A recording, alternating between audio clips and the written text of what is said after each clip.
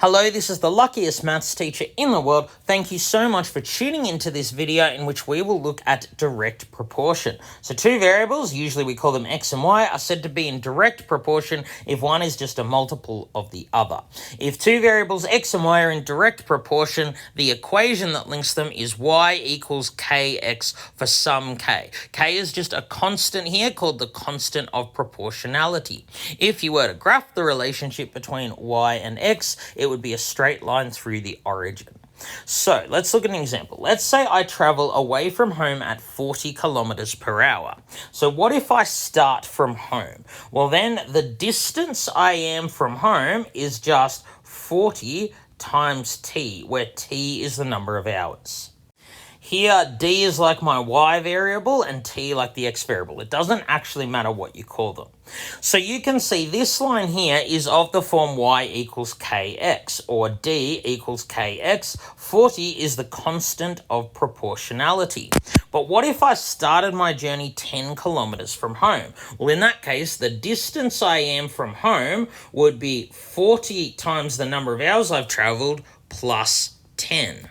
So see, this equation is not of the right form. It's not just d equals something times t, it's d equals something times t plus something. This plus 10 makes all of the difference. So in this situation, if I start from home, the distance traveled and number of hours that I have been traveling are in direct proportion. In other words, the number of kilometers I've traveled is directly proportional to the number of hours I've been traveling. But over here, they are not in direct proportion. Over here, the distance traveled is not directly proportional to the number of hours that I've been traveling.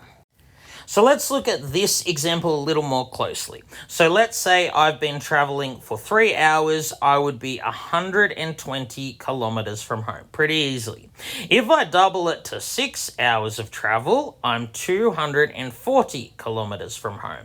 So when the variables, in this case d and t, are in direct proportion, if you double one of the variables, you also double the other variable. But let's look over here. If I started 10 kilometers from home, after 3 hours, I would be 130 kilometers away. But after 6 hours, I'd be 6 times 40 plus 10, or 250 kilometers away. So see here, if I double the time that I have been traveling, I don't double the distance that I have traveled. And that's a hallmark of direct proportion, is that if you double one variable, you double the other. Because d and t in this example are not directly proportional, if you double one, you don't double the other. All right, thank you so much for tuning into this video. This has been the luckiest maths teacher in the world. Have a great day.